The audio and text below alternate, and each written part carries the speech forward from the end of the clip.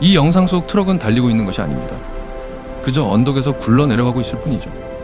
하지만 이 한 편의 가짜 영상은 한 무명 스타트업을 단숨에 시가총액 300억 달러의 자동차 거인으로 만들었습니다. 약 10년 역사의 포드 자동차를 능가하는 가치였죠. 회사가 만들었다는 수소 트럭에는 모터도 기어도 없었습니다. 본사 옥상의 거대한 태양광 발전소는 존재조차 하지 않았습니다. 110억 달러 규모의 사전 주문은 단 한 건도 구속력이 없었으며 회사가 자체 생산한다던 수소는 단 1g도 만들어진 적이 없었습니다. 그를 차세대 일론 머스크로 칭송하던 월가는 단 5년 만에 그가 6억 7천만 달러의 손실을 일으킨 사기꾼임을 인정해야 했습니다. 38세의 창업가는 4년의 실형과 1억 6,800만 달러의 피해 보상을 선고받습니다. 여기까지가 우리가 알던 결말이었습니다. 하지만 이 이야기에는 마지막 반전이 남아있었죠. 그는 단 하루도 감옥에 들어가지 않았습니다. 형 집행 직전 도널드 트럼프 대통령에게 180만 달러를 기부했고 사면 통보를 받아냈습니다. 그리고 사면 직후 그가 한 첫 번째 일은 자신이 망친 옛 회사를 헐값에 다시 사들이려 입찰하는 것이었습니다. 오늘의 수업 내용은 21세기 미국 자본시장이 만들어낸 가장 대담한 사기극이자 사기꾼이 끝까지 승리한 이야기, 트레버 밀튼과 니콜라 모터스에 관한 이야기입니다. 1982년 미국 유타주의 보수적인 모르몬 가정에서 태어난 트레버 밀튼. 철도회사 매니저였던 아버지와 부동산 중개인 어머니 사이에서 자란 그는 15살의 어머니를 암으로 잃는 아픔을 겪습니다. 고등학교 졸업 후 모르몬교의 전통에 따라 브라질로 선교 활동을 떠났지만 건강 문제로 18개월 만에 조기 귀국합니다. 유타밸리 대학교에 입학했지만 단 한 학기 만에 중퇴하죠. 학력도 자본도 인맥도 없었던 그가 가진 유일한 무기는 어릴 때부터 발휘되던 화술과 비전을 파는 능력이었습니다. 20대 시절 그는 보안경비회사, 인터넷 광고회사 등 여러 사업에 손을 댔습니다. 가장 의미 있었던 것은 2009년 설립한 천연가스 트럭 개조회사 디하이브리드였죠. 2014년 그는 가스 저장 전문 기업 워싱턴 인더스트리즈에 회사를 매각합니다. 하지만 2년 후 워싱턴 인더스트리즈는 디하이브리드와 관련된 합의금으로 500만 달러를 지불하게 됩니다. 약속한 기술도 매출도 모두 부풀려져 있었던 것이죠. 30대 초반에 밀튼이 깨달은 것이 있다면 미래의 기술이라는 단어의 마법이었습니다. 2014년 밀튼은 새로운 회사를 세우며 이름을 니콜라로 짓습니다.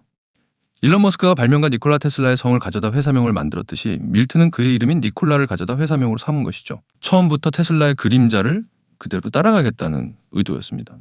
그가 내건 비전은 디젤 트럭을 대체할 수소 연료전지 대형 트럭. 화물 운송 산업이 미국 온실가스 배출의 큰 비중을 차지한다는 점에서 친환경 트럭이라는 콘셉트는 매력적이었죠. 문제는 수소 연료전지 기술이 기술적으로도 비용적으로도 상용화 단계가 아니었다는 것이었습니다. 토요타와 BMW, 현대차 정도만이 승용차 시장에서 시도하고 있던 영역이었죠. 하지만 밀튼에게는 기술이 필요하지 않았습니다. 이야기만 있으면 됐죠. 2016년 12월 1일 솔트레이크시티의 한 컨벤션홀에 수백 명의 기자와 투자자들이 모여듭니다. 그날의 주인공은 거대한 흰 천에 덮인 채 무대 위에 자리 잡은 니콜라 원 수소 연료전지로만 구동되며 한 번 충전에 1900km 이상을 주행할 수 있다고 광고된 18륜 대형 트럭이었습니다. 무대에 오른 밀튼은 자신만만하게 선언합니다. 이 트럭은 푸셔, 즉 견인 모형이 아닙니다. 완전히 작동하는 진짜 프로토타입입니다.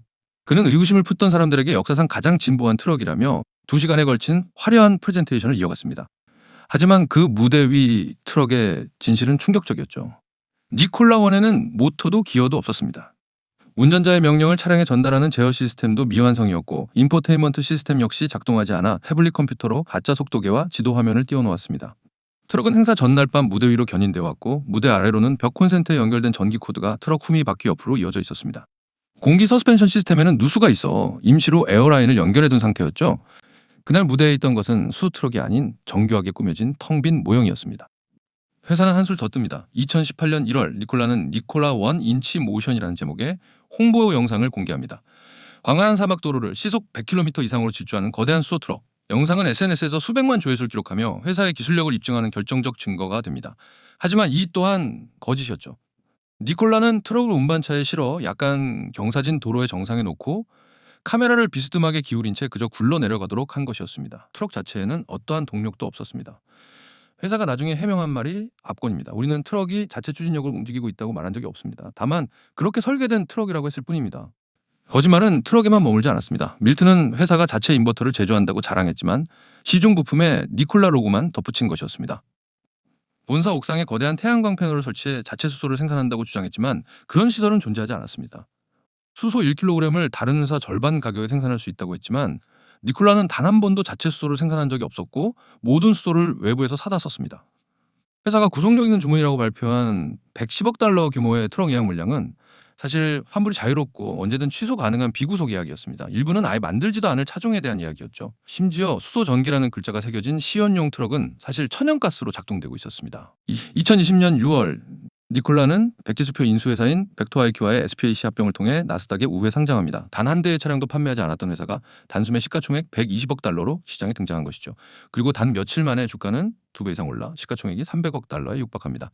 같은 시점 110년 역사의 자동차 거인 포드의 시가총액을 잠깐 동안이나마 뛰어넘은 순간이었죠. 회사 지분의 약 25%를 보유한 밀튼의 자산은 단숨에 120억 달러가 되었습니다. 일론 머스크에 비견되는 차세대 EV 건물의 탄생, 미국 언론은 일제히 그를 칭송했습니다. 밀튼은 거기서 멈추지 않았습니다. 픽업 트럭 시장에서 테슬라의 사이버 트럭과 경쟁하겠다며 배저라는 신차를 발표했고 사전 예약금만으로 수억 달러를 끌어모았죠. 본인의 SNS와 산업 팟캐스트, CNBC 인터뷰에는 매일같이 회사의 혁신적인 기술과 미래 비전이 쏟아졌습니다. 그리고 마침내 2020년 9월 8일 모두를 놀라게 할 발표가 나옵니다. 글로벌 자동차 거인 GM, 제너럴 모터스가 니콜라에 20억 달러를 투자하고 배저 픽업 트럭의 생산을 직접 맡겠다는 파트너십을 체결한 것입니다.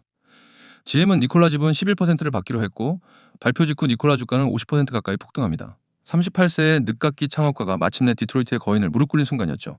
하지만 그 영광은 단 이틀 만에 끝납니다. 2020년 9월 10일 공매도 전문 리서치 회사 힌덴버그 리서치가 한 편의 보고서를 발표합니다. 제목은 니콜라, 거짓의 바다를 미국 최대 OEM과의 파트너십으로 바꾸는 법. 67페이지에 달하는 이 보고서는 밀튼이 지난 10년간 만들어낸 거짓말의 산을 하나하나 해체했습니다. 2018년 홍보 영상 속 트럭은 언덕에서 굴러내려간 것이며 동력 시스템조차 없었다는 것, 본사 옥상에 거대한 태양광 패널은 존재하지 않는다는 것, 수소 생산 비용 절감 기술은 거짓이라는 것, 그리고 회사 내부 전직 직원들의 구체적 증언까지 모두 담겨 있었죠. 보고서를 작성한 네이트 앤더슨은 단언했습니다. 니콜라는 정교한 사기다. 회사는 즉시 부인 성명을 내며 반박했지만 이미 무너지기 시작한 둑은 막을 수 없었습니다. 미국 증권거래위원회 SEC와 법무부가 동시에 조사에 착수했고 채 2주가 지나기 전인 9월 21일 밀튼은 회장직에서 자진 사임합니다. 사임 메시지에서 그는 회사와 세상을 바꾸는 사명에 집중되어야지 영광은 내가 아니다라고 변명했지만 모두가 진실을 알고 있었습니다. 12월 GM은 20억 달러 투자 파트너십에서 사실상 발을 빼며 단순한 부품 공급 계약으로 축소시켰습니다. 영국 BP가 추진하던 수소 충전소 파트너십도 무산됩니다.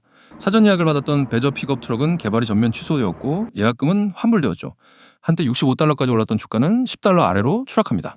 2021년 7월 29일 뉴욕 남부지방검찰청은 트레버 밀튼을 증권 사기 2건과 전신 사기 1건의 혐의로 기소합니다. 검찰은 그가 2019년 11월부터 2020년 9월까지 일반 개인 투자자들을 대상으로 사기 행각을 벌였다고 밝혔습니다. SNS, 텔레비전, 팟캐스트, 인쇄 매체를 통해 회사의 제품과 기술 개발에 관한 거짓되고 오도하는 진술을 반복했다는 것이죠. 일부 피해자들은 수만에서 수십만 달러의 손실을 입었습니다. 그중에는 은퇴 자금을 전부 잃은 노인들과 투자를 위해 빚을 낸 사람들도 있었죠. 같은 해 SEC와의 민사 합의에서 회사는 1억 2,500만 달러의 벌금을 지불했습니다. 밀튼은 1억 달러의 보석금을 내고 훈련한 채 재판을 받았습니다. 그는 무죄를 주장하며 끝까지 자신은 꿈을 진심으로 믿었을 뿐이라고 변호했습니다. 그의 변호인은 법정에서 호소했죠. 트레버는 일론 머스크처럼 사랑받고 싶었을 뿐 누구를 해칠 의도가 없었다. 하지만 2022년 10월 14일 배심원단은 그를 증권 사기 1건과 전신 사기 2건에 대해 모두 유죄로 판결합니다. 그리고 2023년 12월 18일 에드가도 라모스 판사는 그에게 4년의 실형, 100만 달러의 벌금, 1억 6,800만 달러의 피해 보상을 명령합니다. 검찰이 요구한 11년에 비하면 한참 가벼운 형량이었지만 그래도 사기는 사기였죠. 흥미로운 것은 그 형량 선고일에 밀튼이 보인 모습입니다. 30분간 두서없는 발언을 이어가며 자신을 체로키 인디언 학살, 권투 선수 루빈 카터의 누명, 천국의 색깔, 모르몬 선교사 시절의 어려움에 빗댔지만 단 한 번도 피해자들에게 사과하지 않았습니다. 그는 마지막까지 나는 피해자다라고 주장했죠. 1억 달러의 보석금에 다시 자유롭게 항소를 진행할 수 있었던 그는 이후 1년 넘게 자유의 몸으로 지냅니다. 한편 그가 만든 회사 니콜라는 천천히 무너져 가고 있었습니다.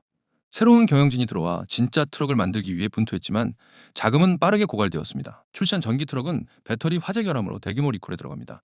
2024년 3분기 컨퍼런스 콜에서 회사는 2025년 1분기 이후에 운영 자금이 없다고 경고했고 2025년 2월 19일 결국 챕터 11 파산 보호 신청을 합니다. 한때 시가총액 300억 달러를 자랑하던 회사는 단 5년 만에 흔적도 없이 사라졌습니다. 일반 투자자들의 손실 규모는 6억 7천만 달러에 달했고 그중 상당수는 은퇴 자금 전부를 잃은 평범한 사람들이었습니다. 이 이야기는 여기서 끝났어야 했습니다. 사기꾼은 감옥에 가고 피해자들은 일부나마 보상을 받고 시장은 교훈을 얻는 평범한 결말이었어야 했죠. 하지만 미국이라는 나라가 만들어낸 마지막 반전은 더욱 충격적이었습니다. 2024년 10월 대선 한 달 전 트레버 밀튼과 그의 아내는 도널드 트럼프의 재선 선거 자금의 180만 달러 이상을 기부합니다. 그가 고용한 변호사 마크 무카시와 브래드 본디는 모두 트럼프와 가까운 인물이었습니다. 특히 브래드 본디는 트럼프 2기 행정부 법무장관이 된 팸 본디의 친동생이었습니다. 그리고 2025년 3월 27일 트럼프 대통령은 직접 트레버 밀튼에게 전화를 걸어 완전 사면을 통보합니다. 사면 결정으로 그의 4년 형량은 무효가 되었을 뿐만 아니라 검찰이 사면 단 2주 전 요구한 7억 달러에 가까운 피해 보상금도 함께 사라졌습니다. 즉 그가 망친 일반 투자자들은 단 한 푼도 돌려받지 못하게 된 것이죠. 그가 3,250만 달러에 매입했던 유타주 사상 최고가의 거대한 목장 또한 그의 소유로 남았습니다. 사면을 받은 직후 밀튼이 한 첫 번째 일은 무엇이었을까요? 놀랍게도 그는 파산한 자신의 옛 회사 니콜라의 자산을 다시 사들이겠다고 입찰에 참여합니다. 자신이 망친 회사를 헐값에 다시 사서 재기하려 한 것이었죠. 4월 초 밀튼이 직접 애리조나 쿨리지의 니콜라 공장을 방문하려 하자 회사의 현 경영진은 그의 출입을 거부했다고 합니다. 결국 그의 인수 시도는 무산되었지만 2025년 10월 그는 유타주의 항공기 제조회사 사이버제트 에어크래프트를 인수하며 CEO로 복귀합니다. 직원의 상당수는 옛 니콜라 출신들이었죠. 한 회사를 통째로 망친 그는 사면 8개월 만에 또 다른 회사의 수장이 된 것입니다. 사면 직후 발표한 성명에서 밀튼은 이렇게 말했습니다. 이 사면은 단지 나에 관한 것이 아닙니다. 정부에 의해 압박받은 모든 미국인에 관한 이야기이며 안타깝게도 그런 사람이 너무 많습니다. 그는 자신의 사건과 트럼프 대통령에게 제기되었던 여러 형사 사건 사이에 놀라운 유사점이 있다고도 덧붙였죠. 그가 거듭 주장한 한 가지가 있다면 자신이 피해자라는 것이었습니다.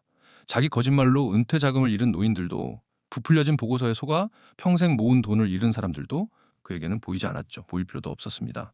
사면이 모든 것을 지워주었으니까요. 베리 밍코의 결말이 한 인간의 끝없는 거짓말이었다면 트레버 밀튼의 결말은 시스템 그 자체가 만들어낸 거짓말이었습니다.